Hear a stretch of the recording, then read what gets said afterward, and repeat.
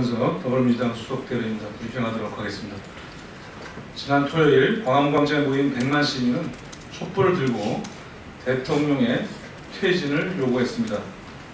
더 이상 박근혜 대통령으로는 안 된다는 민의의 폭발이었습니다. 그러나 오늘 청와대는 박 대통령은 물러나라 하야라는 촛불 민심을 전달받고도 대통령으로서 책임을 다하고 국정을 정상화하기 위해 고심하고 있다는 입장을 내놓았습니다.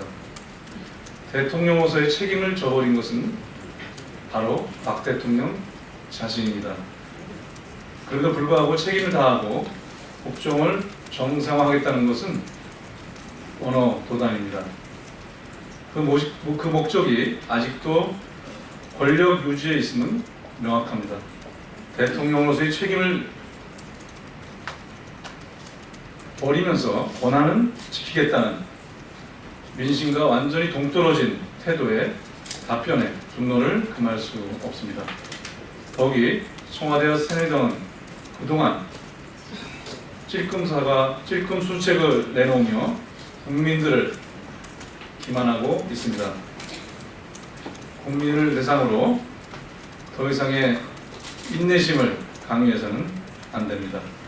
추미애 당대표는 오늘 아침 현 비상시국에서 정확한 민심을 전달하고 전국의 해법을 찾기 위해 청와대 측에 박 대통령과의 긴급 양자회담을 요청했습니다.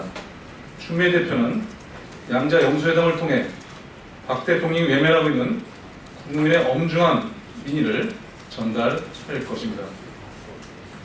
박근혜 대통령은 더 이상 찔끔찔끔 수책으로 책임을 회피하지 말고 국민의 촛불 민심의 마지막 결단과 결자해제의 답을 내놓을 것을 촉구합니다. 박근혜 대통령에 대한 검찰 조사가 언론 보도에 의하면 이르면 내일 이루어질 것으로 전망되고 있습니다. 헌정사상 최초의 현직 대통령에 대한 검찰 조사입니다.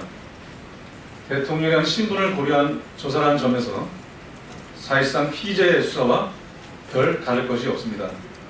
따라서 검찰 조사는 대통령이 범죄 행위에 대한 실질적인 수사가 되어야 합니다. 사실상 대통령을 피의자로 수사해야 한다는 말입니다. 대통령에 대한 국민의 엄청난 의혹들을 조금의 남김도 없이 확인하고 밝혀내야 합니다. 만약 검찰 조사가 보여주기를 위한 요식행위, 공명전환용으로 그친다면 국민들이 결코 묵과하지 않을 것입니다.